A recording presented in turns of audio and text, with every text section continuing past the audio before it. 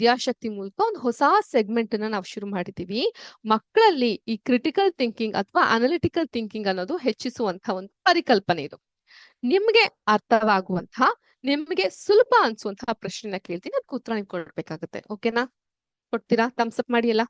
ಆಗುತ್ತಾ ಕೊಡ್ಲಿಕ್ಕೆ? Okay, let me share my screen. ಪ್ರಶ್ನೆ ಹೀಗಿದೆ.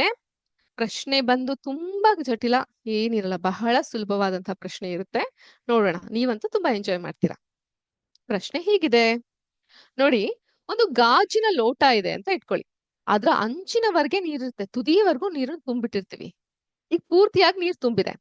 ಆ ನೀರ್ನಲ್ಲಿ ಈಗ ಒಂದು ಮಂಜುಗಡ್ಡೆ ತುಂಡನ್ನ ನಾನು ತೇಲ್ಬಿಟ್ರೆ, okay, in a fully filled glass, if I put a piece of ice cube, ಆ ಮಂಜುಗಡ್ಡೆ ಸಂಪೂರ್ಣವಾಗಿ ಕರಗದ ನಂತರ ಲೋಟದಿಂದ ನೀರು ಹೊರಗೆ ಚೆಲ್ಲುತ್ತದೆಯಾ, ಅಥವಾ ನೀರಿನ ಮಟ್ಟ ಕಡಿಮೆಯಾಗುತ್ತಾ, ಅಥವಾ ಅಷ್ಟೇ ಇರುತ್ತಾ? ಚೆನ್ನಾಗಿ ಯೋಚನೆ ಮಾಡಿ. ಏನಾಗುತ್ತೆ? ಒಂದು ಗಾಜಿನ ಲೋಟ, ನೀರ್ ಸಂಪೂರ್ಣವಾಗಿ ಫಿಲ್ಡ್ ಆಗಿದೆ. ಅದಕ್ಕೇನಾದ್ರೂ ನಾನೊಂದು ಐಸ್ ಕ್ಯೂಬ್ ಅನ್ನ ಹಾಕಿದ್ರೆ ಆ ಮಂಜುಗಡ್ಡೆ ಸಂಪೂರ್ಣವಾಗಿ ಕರಗುತ್ತಾ? ಕರಗಿ ಆ ಲೋಟದಿಂದ ನೀರ್ ಆಚೆ ಬರುತ್ತಾ, ಅಥವಾ ನೀರಿನ ಮಟ್ಟ ಕಡಿಮೆ ಆಗುತ್ತಾ, ಅಥವಾ ಅಷ್ಟೇ ಇರುತ್ತಾ? Will the water spill outside, or will the water level decrease, or it will remain the same? ನೀರ್ ಎಷ್ಟಿದೆಯೋ ಅಷ್ಟೇ ಇರುತ್ತೆ. ಏನಾಗುತ್ತೆ? ಚೆನ್ನಾಗಿ ಯೋಚನೆ ಮಾಡಿ. I give you 10 seconds time. ಜಾಸ್ತಿ ಆಯ್ತಲ್ಲ? 5 seconds ಟೈಮ್. ಓಕೆನಾ? ಇನ್ನೂ ಜಾಸ್ತಿ ಆಯ್ತಾ? 1 second ಟೈಮ್. ಓಕೆನಾ? Times up.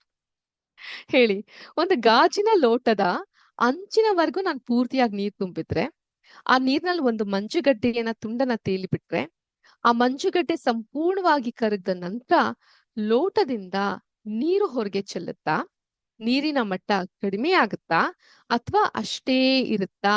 ಮೇಡಮ್, ಚೆನ್ನಾಗಿ ಯೋಚಿಸಿದ್ವಿ. ನಮ್ ಪ್ರಕಾರ ನೀರಿನ ಮಟ್ಟ ಜಾಸ್ತಿಯಾಗಿ ನೀರು ಹೊರಗಡೆ ಬೀಳುತ್ತೆ. ಹೀಗೆ ಹೇಳೋರು ಎಷ್ಟು ಜನ? ಕೈ ಎತ್ತಿ. ಇಲ್ಲ ಮೇಡಮ್, ನೀರೇನ್ ಚೇಂಜ್ ಆಗಲ್ಲ, ಎಷ್ಟಿರುತ್ತೋ ಅಷ್ಟೇ ಇರುತ್ತೆ. ಹೀಗನ್ನೋರು ಕೈ ಎತ್ತಿ. ನೀರಿನ ಮಟ್ಟ ಕಡಿಮೆ ಆಗಿ ಹೋಗುತ್ತೆ ಮೇಡಮ್, ಹೀಗನ್ನೋರು ಏನು ಕೈ ಎತ್ಬಿಡಿ, ಸುಮ್ಮನಿರಿ. ಸೊ ಏನಿರಬಹುದು ಉತ್ತರ? ನೀರು ಹೊರಗೆ ಚೆಲ್ಲೋದಿಲ್ಲ, ನೀರಿನ ಮಟ್ಟ ಅಷ್ಟೇ ಇರುತ್ತೆ. ನಾವ್ ಎಷ್ಟು ತುಂಬಿಸಿದಾಗ ನೀರಿತ್ತು ಅಷ್ಟೇ ಇರುತ್ತೆ. ಮತ್ತೆ ಐಸ್ ಕ್ಯೂಬ್ ಹಾಕಿದಾಗ ಐಸ್ ಕ್ಯೂಬ್ ಅಲ್ಲೂ ನೀರಿನ ಅಂಶ ಇರ್ತಲ್ಲ, ಅದೇನಾಯ್ತು? ಈ ಪ್ರಶ್ನೆ ನಿಮ್ ತಲೆಯಲ್ಲಿ ಬರ್ಬೇಕು, ಹೌದಾ? ಅದೇನಾಯ್ತು ತಿಳ್ಕೊಳ್ಳೋಣ. ಒಂದು ಆರ್ಕಿಮಿಡಿಸ್ ಪ್ರಿನ್ಸಿಪಲ್ ಅಂತ ಇದೆ. ಓಕೆ, ಆರ್ಕಿಮಿಡಿಸ್ ತತ್ವ ಅಂತ ಇದೆ.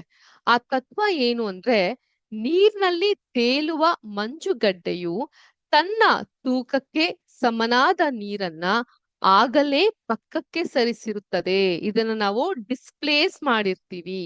ಹಾಗಾಗಿ ಆ ಮಂಜುಗಡ್ಡೆ ಕರಗಿ ನೀರಾದಾಗ ಅದು ಆಗಲೇ ಆಕ್ರಮಿಸಿಕೊಂಡಿದ್ದ ಜಾಗವನ್ನೇ ತುಂಬಿಕೊಳ್ಳುತ್ತದೆಯೇ ಹೊರತು ಹೊಸ ಜಾಗವನ್ನ ಕೇಳೋದಿಲ್ಲ.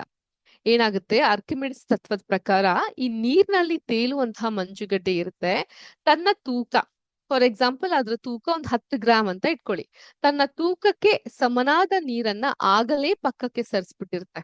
ಅದನ್ನ ತೆಗ್ದು ಹಿಂಗ್ ಹಾಕ್ದಾಗ ಆಲ್ರೆಡಿ 10 ಗ್ರಾಮ್ ಅಷ್ಟು ನೀರ್ನ ಪಕ್ಕಕ್ಕೆ ಸರಿಸ್ಬಿಟ್ಟಿರುತ್ತೆ, ಡಿಸ್ಪ್ಲೇಸ್ ಮಾಡ್ಬಿಟ್ಟಿರುತ್ತೆ.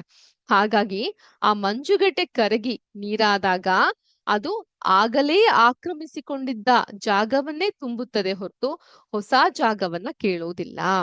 ಓಕೆ, ಇದನ್ನ the bind force equals the weight of the displaced fluid ಅಂತ. ಆಲ್ರೆಡಿ ಅಲ್ಲಿ ಮಂಜುಗಡ್ಡೆ ಹಾಕಿದಾಗ ಅಲ್ಲಿರುವಂತಹ ಫ್ಲೂಯಿಡ್, ದ್ರವ ಏನಿರುತ್ತೆ ಅದು ಡಿಸ್ಪ್ಲೇಸ್ ಆಗಿರುತ್ತೆ, ಸರಿದು ಹೋಗಿರುತ್ತೆ. ಹಾಗಾಗಿ ಮತ್ತೆ ಒಂದು ವಿಶೇಷವಾದಂತಹ ಜಾಗ ಏನು ಅದು ತೆಗೆದುಕೊಳ್ಳೋದಿಲ್ಲ. ತಿಳಿತಾ? ಇದೊಂದು ಕ್ರಿಟಿಕಲ್ ಥಿಂಕಿಂಗ್ ಆಗಿರುವಂತಹ ಪ್ರಶ್ನೆ ಇತ್ತು. ಇದೇ ಪ್ರಿನ್ಸಿಪಲ್ ನ ಭಾರದ ವಸ್ತುಗಳ ಮೇಲೂ ನಾವು ಹೇಳ್ಬಹುದು.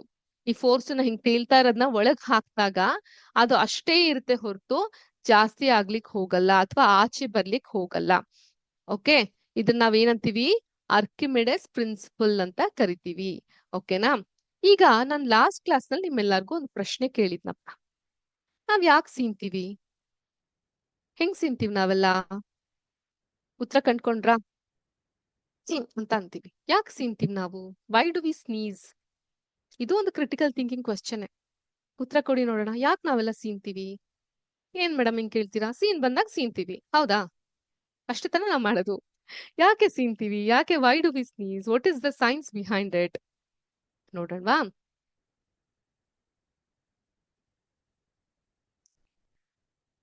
ಸೀನು ನಮ್ಮ ಶ್ವಾಸಕೋಶದ ವ್ಯವಸ್ಥೆಯ ಸೆಕ್ಯೂರಿಟಿ ಅಲಾರಾಮ್ ತರ ಈ ತರ ಒಂದು ಅಲಾರಾಮ್ ಅದು. ನಮ್ಮ ಮೂಗಿನೊಳಗೆ ಧೂಳು, ಹೂವಿನ ಮಕರಂದ, ಕಾರ ಅಥವಾ ತಂಪಾದ ಗಾಳಿ ಪ್ರವೇಶಿಸಿದಾಗ ಮೂಗಿನ ಒಳಗೆ ಸೂಕ್ಷ್ಮ ನರಗಳು ತಕ್ಷಣವೇ ಮೆದುಳಿಗೆ ಒಂದು ಸಂದೇಶ ಕಳಿಸುತ್ತೆ.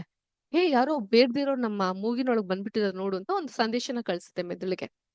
ಆಗ ನಮ್ಮ ಮೆದುಳು ಏನ್ ಮಾಡುತ್ತೆ, ಘಣಂ ಅಂತ ಮೂಗ್ನಲ್ಲಿರುವಂತಹ ಧೂಳು ಅಥವಾ ಕ್ರಿಮಿಗಳನ್ನ ಹೊರ ಹಾಕಲು ಗಾಳಿನ ಗಂಟ್ಲು ಮತ್ತು ಮೂಗಿನ ಮೂಲಕ ಸುಮಾರು 160 ಕಿಲೋಮೀಟರ್ ವೇಗದಲ್ಲಿ ಹೊರ ಬರುತ್ತೆ. ನೋಡಿದ್ರಾ, ಯಾವ ಕಾರಾದ್ರೂ ಈ ವೇಗದಲ್ಲಿ ಓಡುತ್ತಾ? ಇಲ್ಲ ಮೇಡಮ್. ಹಾಗಾಗಿ ಈ ಮಿದುಳು ಏನಂತ ಸಂದೇಶ ತಗೊಂಡಿದ ತಕ್ಷಣ ಅಷ್ಟೇನಾಗುತ್ತೆ, ನಮ್ಮ ಎದೆಯ ಸ್ನಾಯುಗಳು ಏನಿರ್ತಲ್ಲ, the muscles in our heart, ಅದು ಬಿಗಿಯುತ್ತೆ, ಗಟ್ಟಿಯಾಗ್ಬಿಡುತ್ತೆ. ಶ್ವಾಸಕೋಶ ಶಕ್ತಿಯುತವಾಗಿ ಗಾಳಿನ ಎಳೆದುಕೊಳ್ಳುತ್ತೆ ಹಿಂಗೆ ಅಂತ ಈ ಗಾಳಿನ ಹೇಳ್ಕೊಳುತ್ತೆ. ಅದಾದ್ಮೇಲೆ ಧಡಾಮ್ ಅಂತ ಮೂಗಿನಿಂದ ಅಕ್ಷಿ ಅಂತ ಜೋರಾಗಿ ಹೇಳ್ತೀವಿ ನಾವು, ಕ್ರಿಮಿಯನ್ನ ಅದು ಹೊರ ಹಾಕುತ್ತೆ ಅಥವಾ ಧೂಳನ್ನ ಹೊರ ಹಾಕುತ್ತೆ.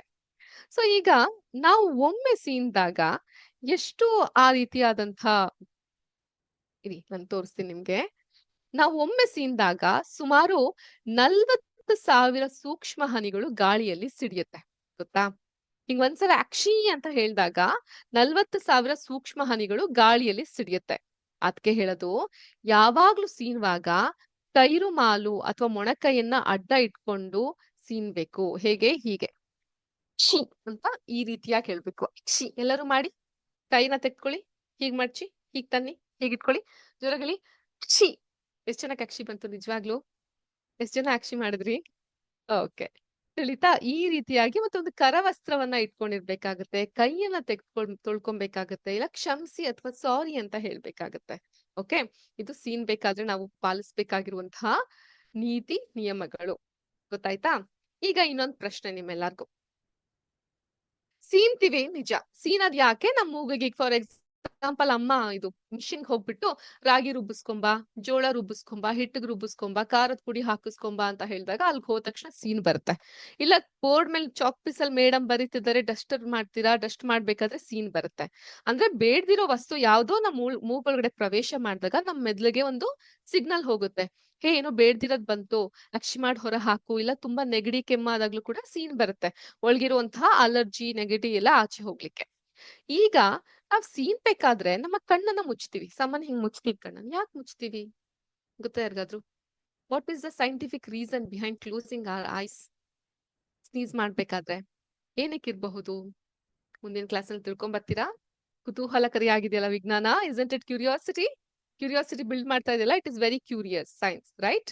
ಮುಂದಿನ ಕ್ಲಾಸ್ ನಲ್ಲಿ ಸೀನ್ ಬೇಕಾದ್ರೆ ಕಣ್ಣನ್ನ ಯಾಕೆ ಮುಚ್ತೀವಿ ಅಂತ ತಿಳ್ಕೊಂಡ್ ಬನ್ನಿ. ಭೇಟಿಯಾಗೋಣ ಮುಂದಿನ ಕ್ಲಾಸ್ ನಲ್ಲಿ. ಅಲ್ಲಿವರೆಗೂ ವಿದ್ಯಾಶಕ್ತಿ ಸೆಷನ್ ನ ಕೇಳ್ತಾ ಇರಿ ಅಂತ ಹೇಳ್ತಾ ಎಲ್ಲಾರ್ಗೂ ನಮಸ್ಕಾರ. ಜೈ ಹಿಂದ್, ಜೈ ಕರ್ನಾಟಕ ಮಾತೆ, ಜೈ ವಿದ್ಯಾಶಕ್ತಿ. Thank you ma'am.